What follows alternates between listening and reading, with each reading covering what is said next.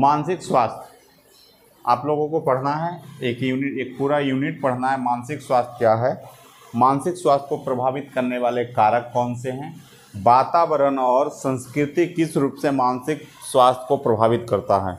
सबसे पहले मानसिक स्वास्थ्य को जानिए। इससे आपके 2-3 क्वेश्चन आते हैं। मानसिक स्वास्थ्य क्या है, यही क्वेश्चन डायरेक्ट रहेगा। और अगर रहेगा, क्योंकि वातावरण से प्रभावित करता है, ऐसा क्वेश्चन नहीं रहेगा। सिर्फ रहेगा मानसिक स्वास्थ्य किसे कहते हैं। 2 नंबर में रहे, 3 नंबर में रहे, 4 नंबर में रहे, किसी भी नंबर में रहे, लेकिन ये जरूर रहेगा कि मानसिक स्वास्थ्य किसे कहते हैं। तो मानसिक स्वास्थ्य का मतलब है कि हमारा मेंटल हेल्थ, अंग्रेजी में इसको बोलते हैं मेंटल हेल्थ। तो हम मानसिक रूप से स्वस्थ कैसे हैं, ये मेन होता है।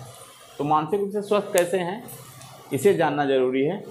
तो सबसे पहले कहता है कि मानसिक स्वास्थ्य का मतलब यह है कि व्यक्ति किसी भी प्रकार के मानसिक बीमारी से मुक्त हो। लेकिन यह सही नहीं है। मानसिक रूप से कोई भी व्यक्ति सभी प्रकार के बीमारियों से मुक्त नहीं होता है। कोई भी व्यक्ति मानसिक स्वस्थ होने के लिए ये जरूरी नहीं है कि सभी प्रकार के बीमारियों से मुक्त हो। बीमारी से तो हम मुक्त होंगे, लेकिन हमें बहुत सारा व्यवहार ऐसे होते हैं जो हमारे व्यक्तित्व के साथ जुड़ा रहता है। जैसे गुस्सा, कोई बहुत गुस्सैल है, इसका मतलब ये नहीं है कि वो मानसिक रूप से बीमार है। कोई आवेगशील है, इसका मतलब मानसिक रूप से बीमार है, ऐसा नहीं है। क्योंकि आप बाकी चीज़ों में स्वस्थ हैं, उसके साथ साथ आपके ये अवस्था होती है। कहता है कि मानसिक स्वास्थ्य का मतलब यह है कि जब व्यक्ति किसी भी तरह की मानसिक बीमारी से मुक्त होता है तो उसे मानसिक रूप से स्वस्थ समझा जाता है। सामान्य बोलचाल की भाषा में तो यही समझा जाता है, लेकिन यही नहीं है। व्यक्ति की इस अवस्था को मानसिक स्वास्थ्य कहते हैं। सामान्य बोलचाल की भाषा में इसे ही स्वास्थ्य कहते हैं, लेकिन कुछ परिभाषा दिया गया है। मानसिक रूप से स्वस्थ से तात्पर्य है कि सीखे गए व्यवहार से होता है ना, जो सामाजिक रूप से अनुकूली होते हैं, और जो व्यक्ति की अपनी ज़िंदगी के साथ पर्याप्त मुकाबला करने की अनुमति देता है। मतलब आप मानसिक रूप से स्वस्थ हैं, इसका मतलब है कि आप अपने समाज में उपयुक्त व्यवहार लोगों के साथ करते हैं, उपयुक्त तौर तरीके से रहते हैं, हर अपने घर की सारी जिम्मेदारियों को निभाते हैं, सारी सामाजिक, सांस्कृतिक, आर्थिक हर तरह के व्यवहार को आप अपने कार्यों को सही तरीके से निभाते हैं। और जब आप इन सभी तरीकों को, सभी कार्यों को सही से निभाएंगे, तभी आप मानसिक रूप से स्वस्थ माने जाएंगे, है ना। मतलब कि आप एक व्यक्ति को मानसिक स्वस्थ होने के लिए उसे अपने व्यवहार भी उसके अच्छे होने चाहिए, सामाजिक रूप से सामंजन भी अच्छा होना चाहिए, और व्यक्ति की अपनी पर्याप्त अपनी आवश्यकताओं की पूर्ति करने की योग्यता होनी चाहिए, और परिस्थितियों के साथ समायोजन करने की क्षमता होनी चाहिए, सांस्कृतिक रूप से परिपक्व होनी चाहिए। तो ये सारी चीज़ें आ जाएगी तो आप समझिएगा कि मानसिक रूप से स्वस्थ हैं। अगर इन सारी चीज़ों में कमी है तो आप मानसिक रूप से स्वस्थ नहीं। जैसे एक व्यक्ति अकेला रहता है, उसको दुनिया से कोई मतलब नहीं है, तो आप कहते हैं कि वो पागल है। निश्चित रूप से लोग बोलता है कि वो पागल है। तो ये इस तरह की समस्याएं नज़र आएगी आपको।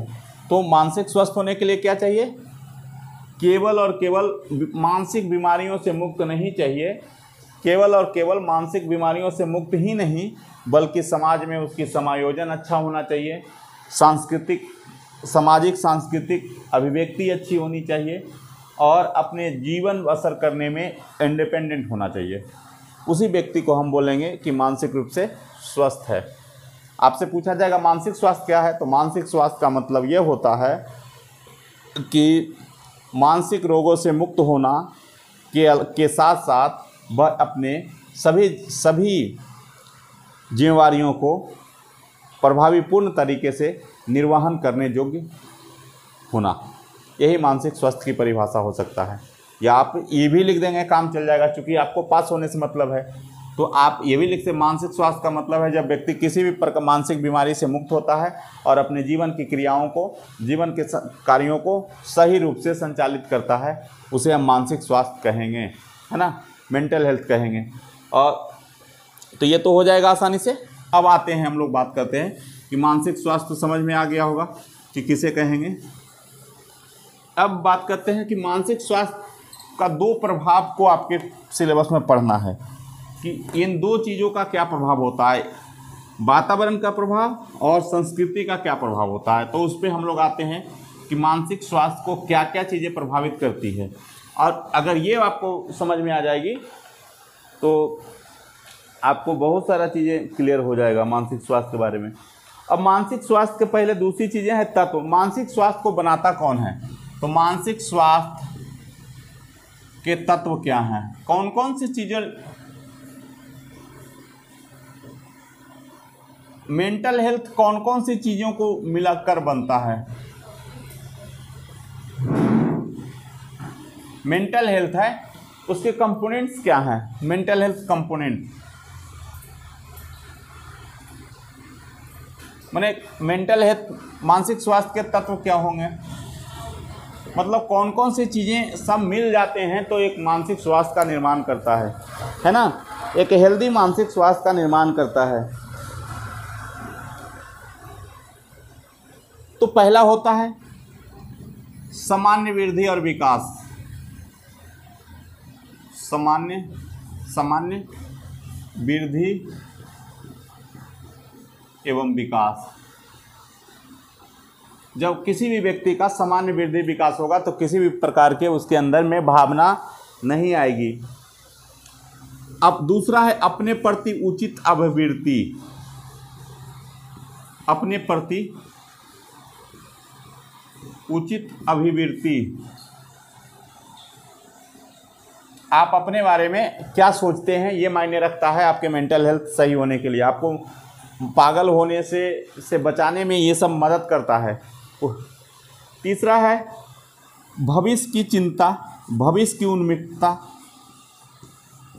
भविष्य की उन्मुखता, फ्यूचर को आप जो देख रहे हैं उसके प्रति उसकी उन्मुखता, फ्यूचर की तरह आप उन्मुख हैं। जैसे जैसे आगे बढ़ रहा है लोग, आप वैसे वैसे बढ़ने के प्रति अगर आप सजग हैं तो आप समझिए कि मानसिक रूप से स्वस्थ होंगे। अगर नहीं सजग हैं तो आप मानसिक रूप से स्वस्थ नहीं हो पाएंगे, आप पीछे छूटते चले जाएंगे और आपको कुंठा और फ्रस्ट्रेशन होगा। स्वतंत्रता, आपके विचारों में स्वतंत्रता होनी चाहिए, फ्रीडम होनी चाहिए। मानसिक स्वास्थ्य में जब भी आएगा तो फ्रीडम, विचारों में फ्रीडम की बात करता है, आपकी व्यक्तिगत फ्रीडम की बात करता। फिर है आपके अधिकतम स्तर तक अपनी क्षमता का उपयोग, अधिकतम स्तर तक अपनी क्षमता का उपयोग।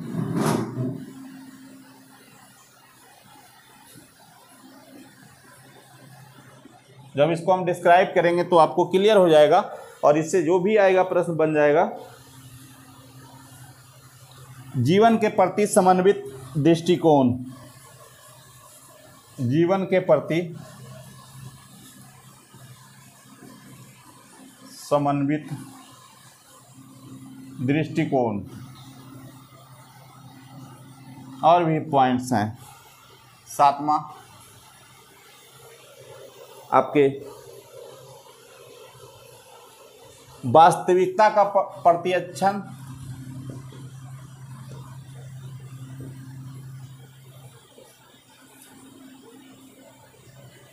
जो रियलिटी है उसका वो आपको पता होना चाहिए। आत्मसम्मान, अहम का पहचान,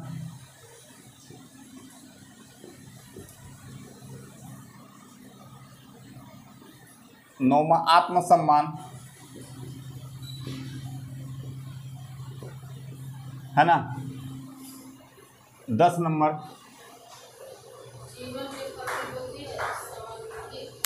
हाँ जी, समन्वित दृष्टिकोण, अपने जीवन के प्रति एक अच्छा दृष्टिकोण होना चाहिए, है ना। एक बोलता है मेरा जीवन कुछ है ये नहीं है, हम तो बेकार हैं।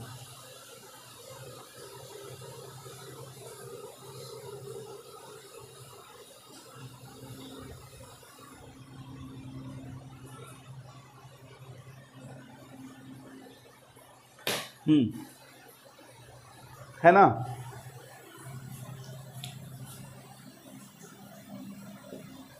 व्यवहारों में खुलापन,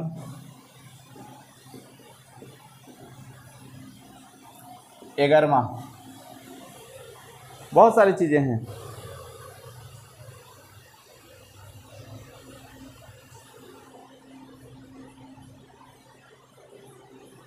सुरक्षा की भाव भी एक आ जाएगा, बहुत सारा है। तो इतने सारे और भी पॉइंट्स हैं, पर इतने सारे बिंदुओं पे हम लोग चर्चा करेंगे कि अगर आपको मानसिक रूप से स्वस्थ रहना है तो आपके क्या सामान्य वृद्धि और विकास, आपके जो वृद्धि और विकास होंगे अगर सामान्य होंगे तो आपके मेंटल हेल्थ सही रहेगा।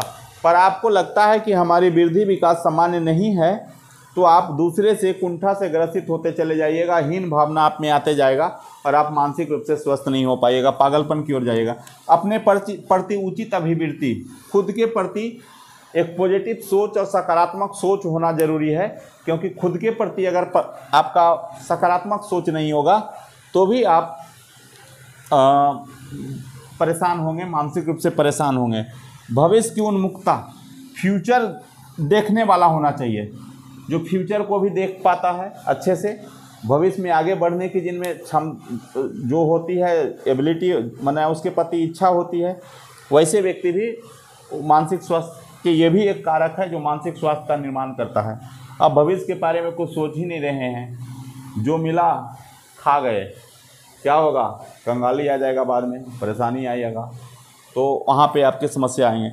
स्वतंत्रता, आपके विचारों में स्वतंत्रता होनी चाहिए, आप थॉट्स को खुला रखिए, आपके विचार खुलापन हो तो आपको दिक्कतें नहीं आएगा, कहीं भी एडजस्ट आप कर सकते हैं।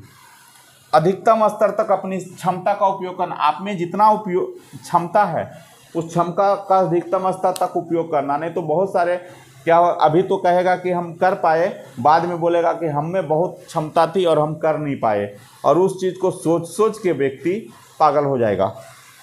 जीवन के प्रति समन्वित दृष्टिकोण, अपनी लाइफ के प्रति एक अच्छा दृष्टिकोण उसका होना चाहिए, कि जीवन के प्रति एक अच्छा दृष्टिकोण जब रहेगा कि हम अच्छा करें, हमारी जीवन मिला है तो हम एक पॉजिटिव आगे बढ़ना है, ये करना है, तो आपके एक अच्छे स्वास्थ्य, मानसिक स्वास्थ्य रहेगा। वास्तविकता का प्रत्यक्षण होना जरूरी है, रियलिटी में हम क्या हैं वही हम रहें, जो नहीं है वो ना रहें, तो इसे बोलते हैं वास्तविकता का प्रत्यक्षण करना। जो वास्तविक है, हमारी जो क्षमता वास्तविक है, हमारी क्षमता एक सपोज डेट एक बच्चा तैयारी करता है, उसकी परसेप्शन माने उसको जानना, तो वास्तविकता क्या है, आपकी क्षमता क्या है, उस क्षमता की वास्तविकता को आप जानिए। और आपको कुछ क्षमते नहीं है, आप लंबा लंबा ख्वाब देख रहे हैं तो क्या हो गया, पागलन होइएगा बाद में, फ्यूचर में क्या होता है। अहम की पहचान, आपके अंदर ईगो है, आपके जो क्षमता है ईगो है, तो अपने ईगो की पहचानना जरूरी है ना। व्यवहारों में खुलापन, व्यवहार आपका बहुत सबके साथ एक समन्वित व्यवहार हो, जो जैसा जिस भी जैसा हो। आत्मसम्मान, आपकी आत्मसम्मान खत्म नहीं होनी चाहिए, आत्मसम्मान सबसे ज़रूरी चीज़ें हैं। इसके साथ साथ आपकी सुरक्षा की भावना भी आपके साथ होना चाहिए, तो आप बेहतर तरीके से आप जीवन यापन और बेहतर तरीके से आप मानसिक स्वस्थ रहिएगा। ये सारी चीज़ें और भी बहुत सारे बिंदु हैं, इन सारी चीज़ों के साथ आप जब रहिएगा तो आप में एक सही रूप से आपका जीवन चलेगा, आप मानसिक रूप से स्वस्थ रहिएगा। अब हम लोग आते हैं, क्योंकि पूछेगा मानसिक स्वास्थ्य क्या है या मानसिक स्वास्थ्य को प्रभावित करने वाले कारक कौन कौन से हैं। अगर लंबा में पूछ दे तो ये सब चीज़ों को आप लिख दीजिएगा, जो आपको दिमाग में आए इन बातों में से सब को लिख के जितना लंबा चौड़ा लिख दीजिएगा काम चल जाएगा, क्योंकि अनुभव तो आपके पास है ही है सब लोगों के पास। इसके बाद हम लोग आते हैं, कहता है कि एक अच्छे व्यक्ति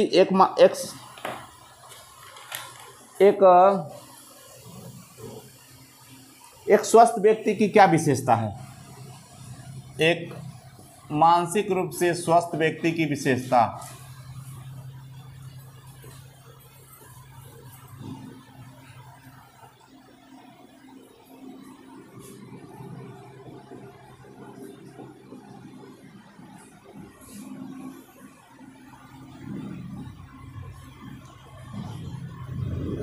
पहला आत्मज्ञान उसका होना चाहिए, उसे आत्मज्ञान होता है। दूसरा, उसको एक मानसिक रूप से स्वस्थ होगा, उसको आत्मज्ञान होगा, सेल्फ नॉलेज होगा। इसे क्या बोलते हैं अंग्रेजी में? Self knowledge. उनमें सेल्फ नॉलेज होगा, अपने बारे में ज्ञान होगा, आत्मज्ञान। आत्म मूल्यांकन उनमें होगा, अपना मूल्यांकन खुद कर लेंगे, आत्म मूल्यांकन कि मेरी योग्यता क्या है, मैं किस लेवल पे हूँ, क्या गलती मैं कर रहा हूँ, ये भी सब चीज़ें उनको पता हो जाता है। सेलिब्रेशन। तीसरा, आत्म मूल्यांकन भी वो कर लेंगे। सेल्फ एस्टीम, आत्मश्रद्धा, आत्मश्रद्धा यहाँ लिखा है, सेल्फ एस्टीम, आत्मश्रद्धा, सेल्फ एस्टीम।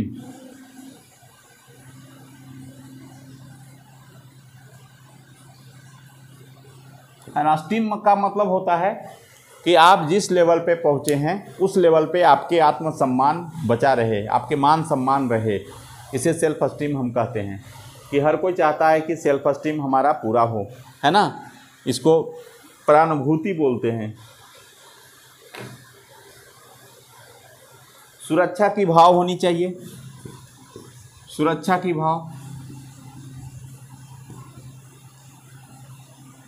उन्हें ये रहे कि हमारी अब ज़िंदगी सुरक्षित है, हम जहाँ रोज़गार कर रहे हैं वो सुरक्षित है, हम जो कर रहे हैं वहाँ पे हमारी सिक्योरिटी है, हमें यहाँ पे किसी भी प्रकार का नुकसान नहीं होगा, है ना। तो ये होगा। लोगों के साथ संतोषजनक रिलेशन होगा, लोगों के साथ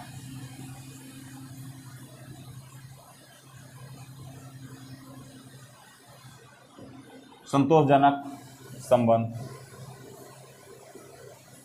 है ना, होगा। किसी को मानसिक स्वस्थ होने के लिए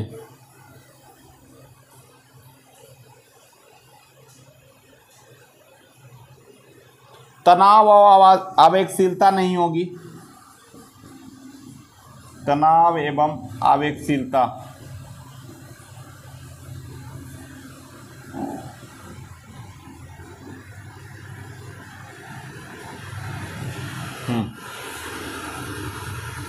आगे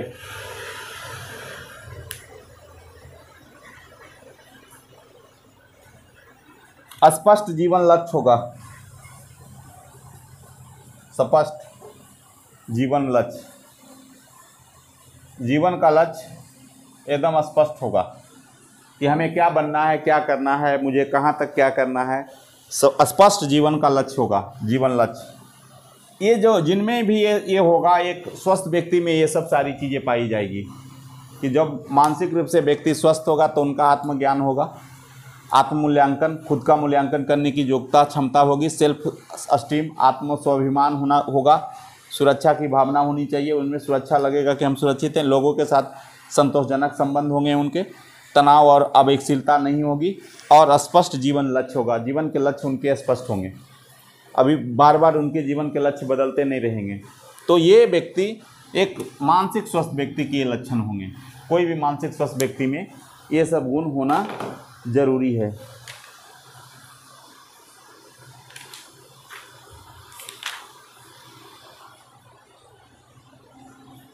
अब हम लोग बात करें मानसिक स्वास्थ्य को प्रभावित करने वाले कारक कौन कौन से हैं। मानसिक स्वास्थ्य को प्रभावित करने वाले कारक 2 कारक, 3 कारक, बहुत सारे कारक हैं मानसिक स्वास्थ्य को प्रभावित करने वाले कारक। फिर मेंटल इलनेस पे हम लोग आएंगे। मानसिक स्वास्थ्य को प्रभावित करने वाले कारक।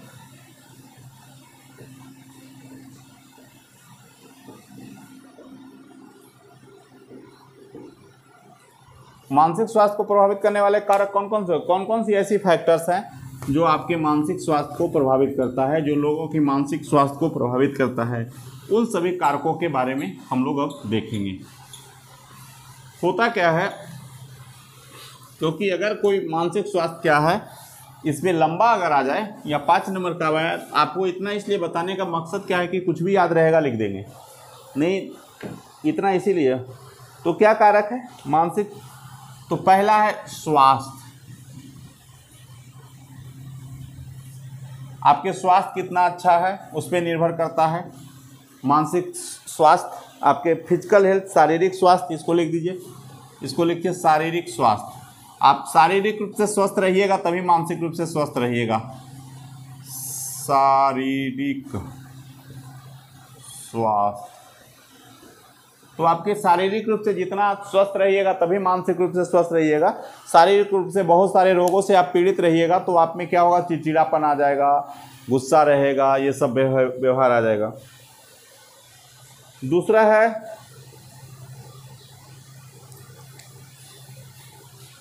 प्रमुख आवश्यकता की संतुष्टि। आवश्यकता की संतुष्टि, आवश्यकता की संतुष्टि, जो आपके नीड्स हैं वो सेटिस्फैक्ट्री लेवल पे है कि नहीं, जो चीज़ें आपको चाहिए वो आपको मिल रहा है कि नहीं। जब यहाँ पे कमी होगा, आवश्यकता की कमी होगा, आवश्यकता में कमी होगा तो आप मानसिक रूप से विचलित हो जाएंगे। जैसे ही आवश्यक चीज़ों में कमी होगा तो मानसिक रूप से आप विचलित हो जाते हैं।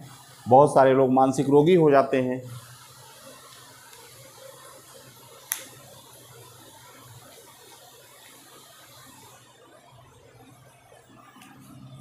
तीसरा है असामाजिक वातावरण।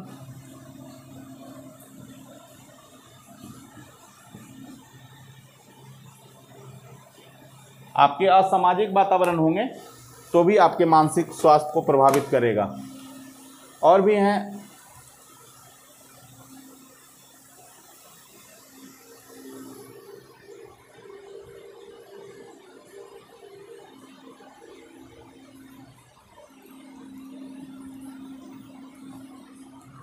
हाँ,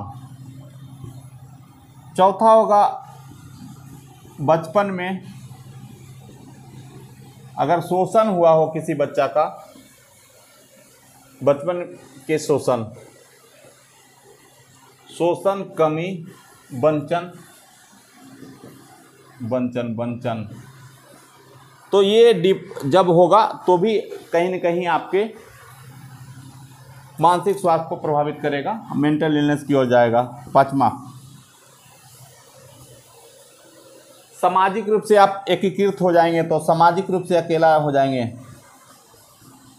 सामाजिक रूप से एकीकृत हो जाएंगे, सामाजिक रूप से आप जब एकीकृत रहेंगे, आइसोलेट हो जाएंगे तो भी आपको मानसिक आपको पागलपन होने की चांसेस बढ़ जाएगी, है ना।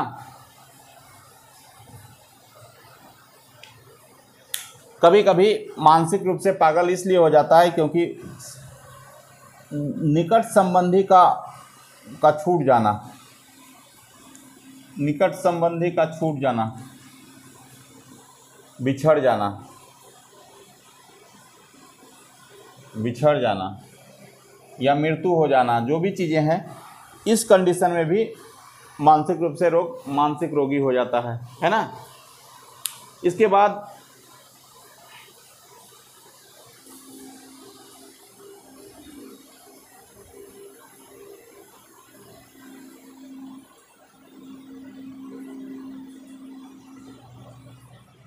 असमानता, 7वां,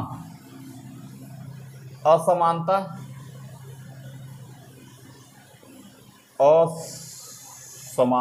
एवं कमी, वंचन। अगर आप जहाँ रह रहे हैं वहाँ पे काफ़ी डिफरेंसेज होगा लोगों के आर्थिक सामाजिक स्थिति में, तो फिर ये भी मानसिक रोग लाने के लिए काफ़ी है। फाइनेंशियल सिक्योरिटी नहीं होगा, गरीबी होगा और फाइनेंशियल सिक्योरिटी की कमी होगी, वहाँ पर भी गरीबी एवं आर्थिक सुरक्षा की कमी होगी, वहाँ पर भी मानसिक रूप से स्वस्थ नहीं रहेंगे। ये भी आपको मानसिक स्वास्थ्य को प्रभावित कर देता है, गरीबी भी। एजुकेशन एंड होमलेस, शिक्षा नहीं मिलना, शिक्षा की कमी भी, शिक्षा की कमी, घर नहीं होना, बेघर होना, ये सब स्थिति में होगा। क्राइम और जस्टिस के केस में भी यही होता है। क्राइम का मतलब क्राइम एवं न्याय नहीं मिला।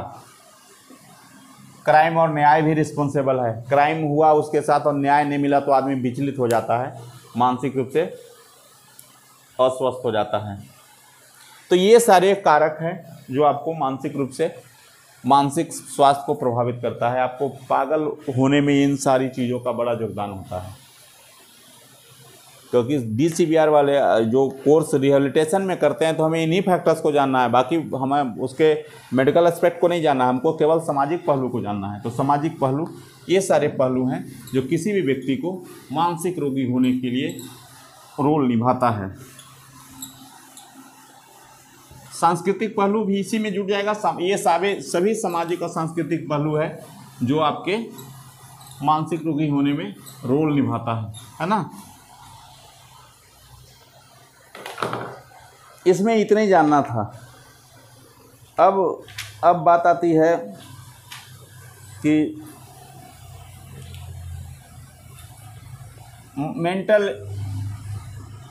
मेंटल इलनेस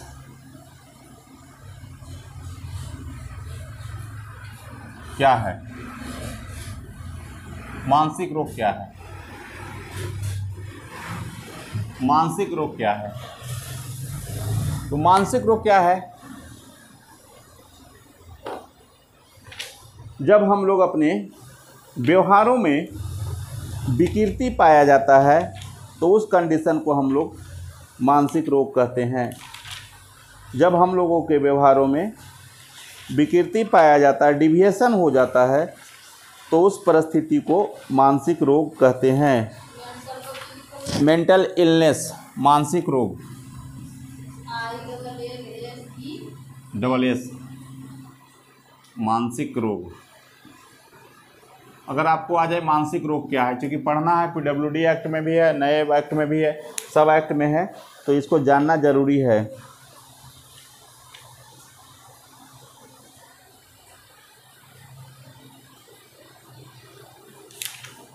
तो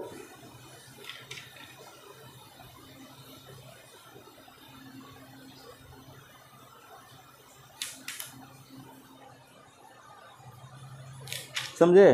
तो हम लोग बात करते हैं मानसिक रोग किसे कहेंगे। मानसिक रोग वह स्थिति है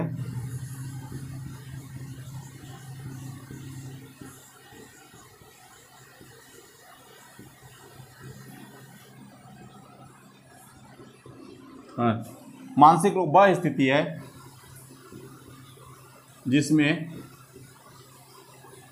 व्यक्ति के व्यवहारों में विचलन, डिविएशन, अंग्रेजी में डिविएशन इसको बोलते हैं, विचलन पाया जाता है। मतलब जब आपके व्यवहार में विचलन हो जाए, डिविएशन हो जाए, आप अलग तरीके से व्यवहार करना शुरू कर देते हैं, सामान्य से अलग तरीके से, तो आपको मानसिक रोगी कहा जाता है ना। जब आपके व्यवहार एकदम अलग हो जाते हैं सामान्य व्यक्तियों से, तो आपको लोग मानसिक रोगी कहते हैं। होगा क्या, उसमें क्या हो जाता है, होता क्या है कि उसमें 4 चीज़ें पाई जाती है। पहला, deviation in behaviour, distress in behaviour. क्या होता है इसमें व्यवहार में विचलन,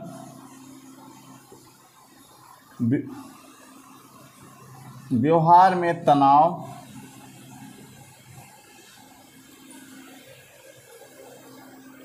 व्यवहार में विचलन पाया जाएगा, व्यवहार में तनाव पाया जाएगा, व्यवहार में डिसफंक्शन होगा, व्यवहार में दुष्क्रिया हो जाएगा, डिसफंक्शन जिसको बोलते हैं, सही रूप से व्यवहार नहीं कर पाना उसको हम लोग बोलते हैं दुष्क्रिया।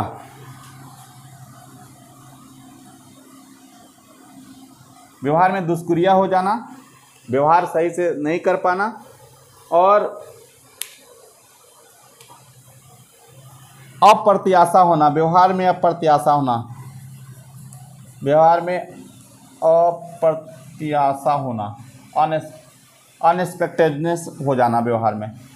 तो आप समझिए यह मानसिक रोगी है, कि मानसिक रोग की यही पहचान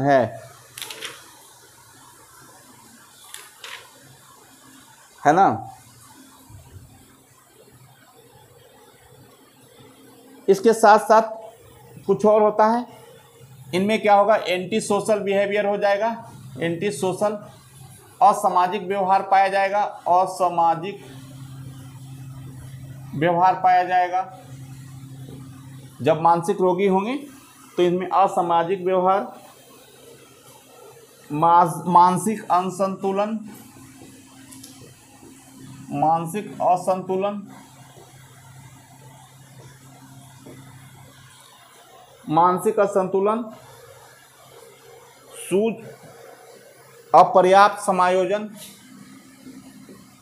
अपर्याप्त समायोजन, अपर्याप्त समायोजन माने एडजस्टमेंट नहीं होना अच्छा से दूसरे के साथ, व्यवहारों में सूझबूझ की कमी,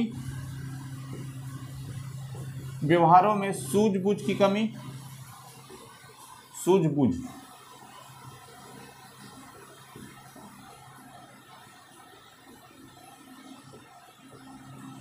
सूझबूझ की कमी, विघटित व्यक्तित्व, आत्मज्ञान और आत्मसम्मान की कमी, विघटित व्यक्तित्व, आत्मसम्मान की कमी,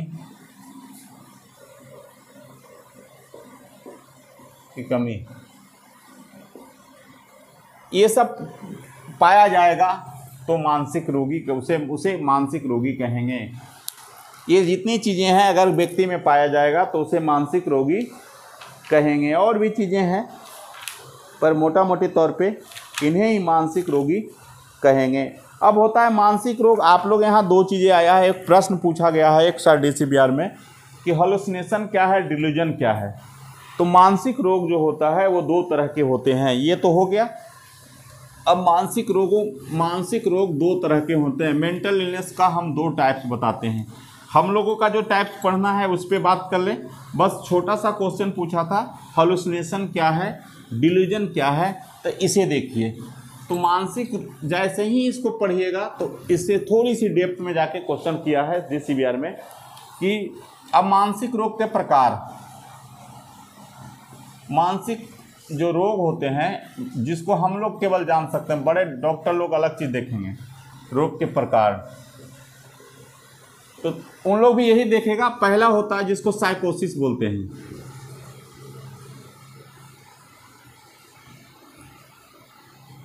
और दूसरा होता है न्यूरोसिस। साइकोसिस का मतलब मन से मनोरोग है ना, और दूसरा न्यूरोसिस होता है तंत्रिका रोग। तंत्रिका रोग तो मनोरोग हम लोग जानेंगे क्योंकि यहाँ पे हम लोग को मिल जाएगा। तंत्रिका रोग पे डॉक्टर लोग का अधिकार है। तो साइकोसिस भी दो तरह के होते हैं। मनोरोग मन के बात, और इसमें किसका रोल होता है ऐसा रोगी बनने में, वातावरण का। जो अभी जितने भी कारक बताए, वातावरण एवं समाज, घर परिवार समाज, इन्हीं सब का रोल होता है किसी को मनोरोगी करने में, साइकोसिस लाने में। परिवार का होता है, समाज का होता है, संस्कृति का होता है। जितने सारे फैक्टर्स बताए वो सारे व्यक्तिगत फैक्टर्स भी होते हैं, पर वातावरण का बड़ा रोल होता है, संस्कृति का रोल होता है, घर का रोल होता है, समाज का रोल होता है, दोस्तों का रोल होता है, पति को पत्नी पागल कर देती है तो उसका रोल होता है, तो ये सबका रोल होता है। तो मनोरोग में यहाँ पे न्यूरोसिस में तो जनरली आपके नर्व में किसी भी प्रकार की समस्या हो जाएगी तो आपको न्यूरोसिस होगा। पर साइकोसिस दो तरह के होते हैं। जो साइकोसिस जो बताया, मनोरोग, ये दो तरह के होते हैं। इसमें दो तरह की समस्या होती है जो आपको पूछा जाता है क्वेश्चन अगर डेप्थ में जाके। तो पहला को बोलते हैं हॉलुसिनेशन।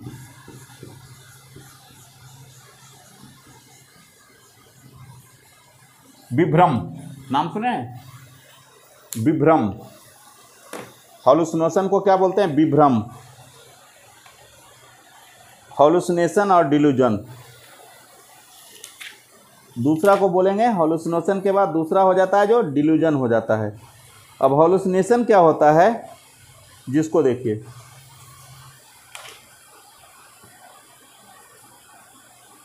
एक सेकेंड,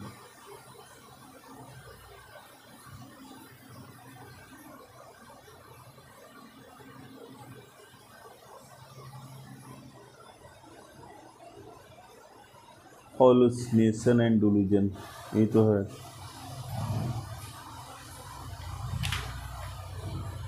छोड़िए, मैं बता देता हूँ। हॉलुसिनेशन एंड दूसरा होता है डिल्यूजन। हॉलुसिनेशन का मतलब होता है,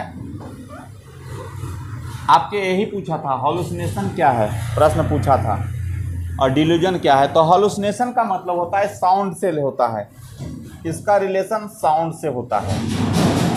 साउंड का क्या होता है? आवाज़ से रिलेशन होता है। जब कोई आदमी, आपके पास कोई आवाज़ भी नहीं आ रहा है, कहीं से कोई आवाज़ नहीं हो रहा है, फिर भी आपको अलग अलग प्रकार के, माने वास्तविक चीज़ों की अनुपस्थिति में आभास होना, किसी चीज़ का मतलब वास्तविक, लिख दिया जाए, वास्तविक आवाज़ की अनुपस्थिति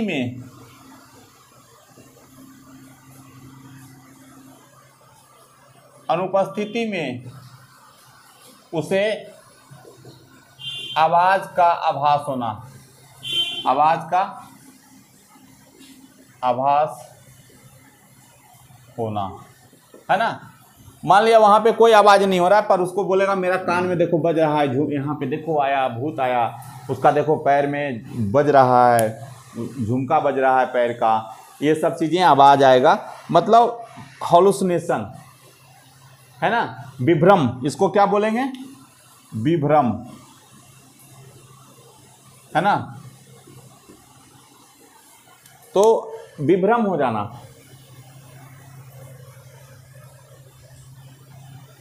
दूसरा कंडीशन में क्या होता है? वास्तविक चीज, वास्तविक, इसमें होता है परसेप्शन में, लिखा जाए परसेप्शन में, प्रत्यक्षीकरण में विकृति आ जाना, विकृति होना। प्रत्यक्षीकरण में विकृति मतलब आप कभी कभी रस्सी को आप साफ समझ लेते हैं, है ना। डिल्यूजन में क्या होता है? प्रत्यक्षीकरण में विकृति हो जाता है। मतलब ये दोनों क्वेश्चन पूछा था, डिल्यूजन क्या है और हॉलुसिनेशन क्या है, पूछा है पिछले बार। तो हॉलुसिनेशन आप समझ जाइएगा, विभ्रम उसको बोलते हैं, भ्रम और विभ्रम। डिल्यूजन माने भ्रम। तो आप क्या करेंगे? साउंड की आवाज़ नहीं आएगी, फिर भी आपको आवाज़ सुनाई पड़ेगा, इस परिस्थिति को हम हॉलुसिनेशन कहते हैं, हॉलुसिनेशन। और डिल्यूजन में होता क्या है कि वास्तविक चीज़ों को हम परसेप्शन में विकृति हो जाती है। यहाँ पे कोई चीज़ें नहीं होगा, फिर भी आपको कोई भी चीज़ नहीं होगा, फिर भी आपको कुछ ही तरह की आभास होगा, उसे हम बोलते हैं हॉलुसिनेशन बोलते हैं। पर डिल्यूजन में होता है वहाँ रहेगा कोई चीज़ें और उसी का परसेप्शन बदल जाएगा। जैसे रात में चलते चलते सांप को रस्सी को रख दिया जाता है टेढ़ा मेढ़ा करके, देखिए आप उछल जाते हैं तो तुरंत, अब डर के चिल्ला के भागते हैं, क्योंकि वो तो रस्सी था, आपको सांप के रूप में नजर आ गया। तो ये क्या हो गया? परसेप्शन, आपने जो आप आँख से देखे वो परसेप्शन, आँख ने गलत देख लिया, तो इसको परसेप्शन में विकृति कहते हैं। और इसे परसेप्शन की विकृति को हम लोग डिल्यूजन कहते हैं। और ये दोनों है मानसिक रोग है ना। तो मानसिक रोग की एक कंडीशन होती है, और यहाँ से अगर पूछेगा तो आप लिख दीजिएगा। इतना ही था, इस चैप्टर में इतना ही पढ़ना था। और भी चीज़ें हैं तो ऐड कर देंगे, पर इतना अगर आप लोग कर लेते हैं तो बहुत कुछ कर लेते हैं और लगभग आपके सिलेबस कंप्लीट हो जाता है। अब टाइम बहुत कम है, आज 21 तारीख हो गया है, 8 दिन और टाइम है, 9वां दिन तो परीक्षा आप लोग दीजिएगा। तो अब क्या करना है कि अब जो छोटे छोटे प्रश्न हैं, इसमें से प्रश्न क्या क्या आ सकता है मैं अभी लिख देता हूँ। इस यूनिट से क्या क्या प्रश्न आ सकते हैं ज़रा देखिए आप। एक सामान्य प्रश्न को देख लीजिए जिससे आपको दिक्कतें नहीं हो, आपको समझ में आ जाए।